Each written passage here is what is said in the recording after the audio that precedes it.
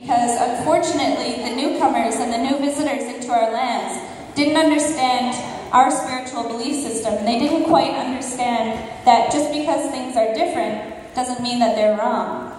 And so I know that there are many families here that come from different spiritual belief systems and different religions, and that's wonderful, different cultures, and that's something that we should really be paying attention to while we're in school and really promoting, is the pride in one's culture.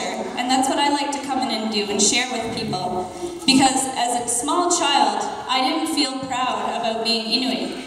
In fact, when I was growing up, it was frowned upon to be called an Indigenous person. And it's the same thing for many children today. Unfortunately, there are many stereotypes around being Indigenous.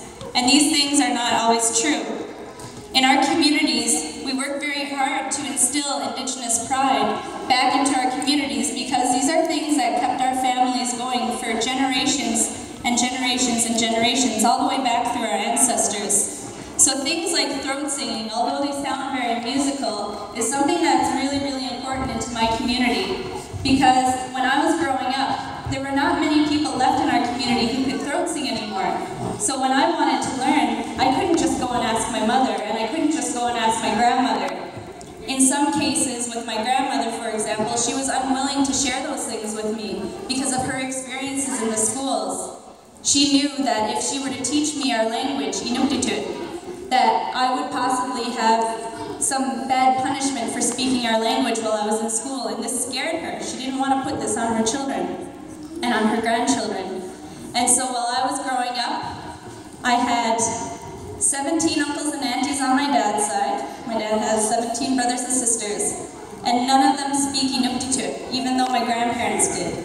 And on my mom's side, I have 9 uncles and aunties, and neither one of them speak Inuktitut or Inuimun, which is the other language that is closely related to Cree that we lost in our family.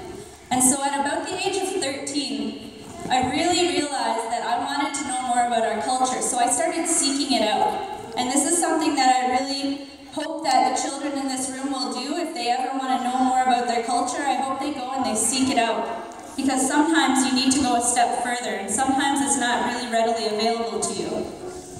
And I implore the parents who are in the room that if your children start asking questions about your culture, please try your best to instill some pride in your cultures to them, because it's so, so important to ground us. When I was a teenager, I started looking to try and help find my identity because I was an Indigenous person growing up, semi-traditional. I grew up eating our traditional foods, and I grew up hearing some of our songs and knowing some of our customs, but not knowing our language and not really knowing why I didn't know about it. And so today, when I come into schools, I like to share with students something that it took me a really long time to learn. We reached out to other communities in the north, and we asked them, can you please come back into our community and teach us how to throat sing and how to drum dance? Can you teach us our language? And luckily for us, some of the more northern communities responded, and they came down and they taught us. So right now, when I first introduced myself here, I said, that means I'm only just learning Inuktitut. That's the most that I can do, is speak small sentences, but every single chance that I get, I come out and I speak our language first, because that is the language that our families are grounded in. And so today I want to share with you guys another song, but I also want to let you know that I'm looking for somebody to volunteer to try throat singing with me.